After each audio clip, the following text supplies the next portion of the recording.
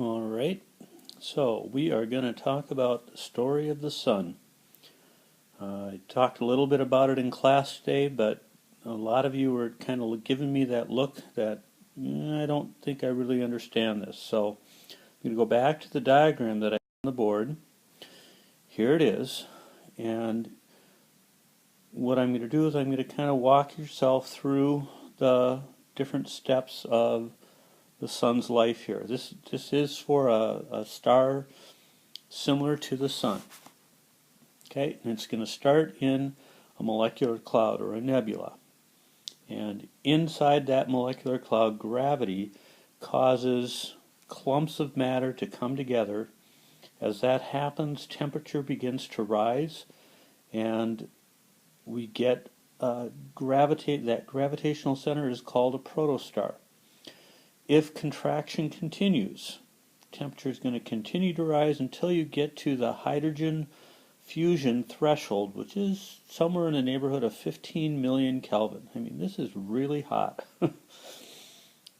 If we get to that temperature, hydrogen fuses, a star is born, and it goes on what we call a main sequence part of its life.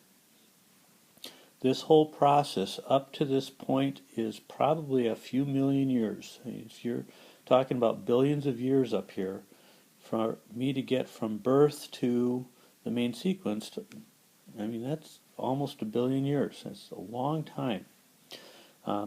Here we're in equilibrium, and we talked about equilibrium today. That pressure is balanced by gravity. So the star is essentially stable. We don't see any major changes in the sun until it start getting close to the end of its main sequence time. Then we're going to start seeing things happen.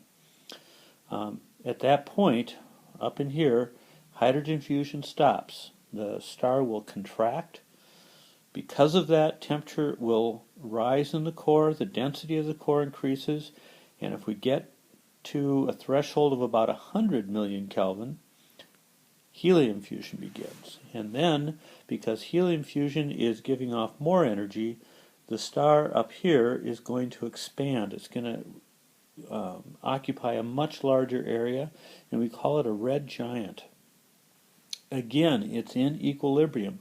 The pressure is balanced by the gravity, and this time, because the pressure is more, you're going to see the star be a much larger star. Eventually the helium fusion stops, and at this point the core contracts. Again, temperature goes up, density goes up, but in the case of the sun, it's not going to get to the next threshold, which means the core is this really hot, white, dense object, which is what we call a white dwarf. The atmosphere expands around the sun and becomes what we call a planetary nebula. I don't know why I wrote white dwarf there. I think I was supposed to write planetary nebula.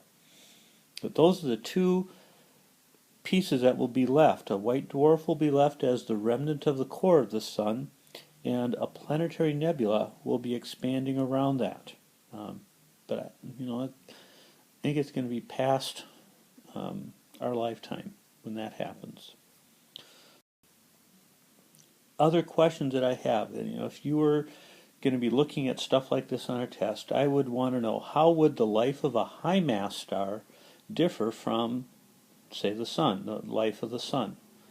Can you talk about how this is going to be different? We're going to talk a lot about that tomorrow.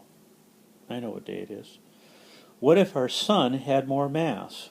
Would we still be here?